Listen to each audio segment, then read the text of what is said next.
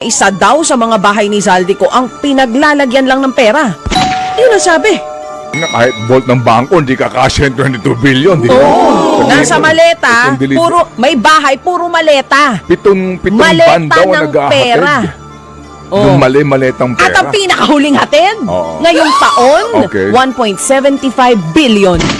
Pinakamalaki, noong 2024, 10.5 billion.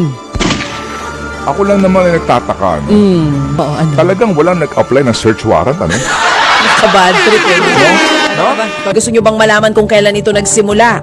Ang sabi po sa interim report ng ICI, ilang ulit nga daw pong nagkaroon ng cash delivery sa penthouse at maging sa Okay. bahay ni Zaldico sa Pasig mula 2022 hanggang 2025. Stop! Sinolo niya ba yun?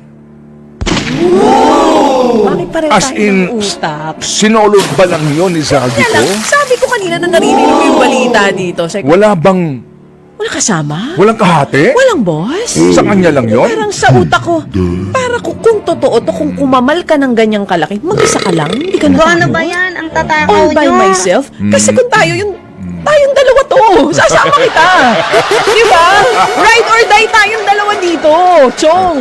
Pwede Naku, kids tayo, mag-iisa, men. pwede kids tayo, men. Dalawa tayo dito. Oo. Kaya lang di tayo mambabatas eh. Hindi tayo proponent, ha?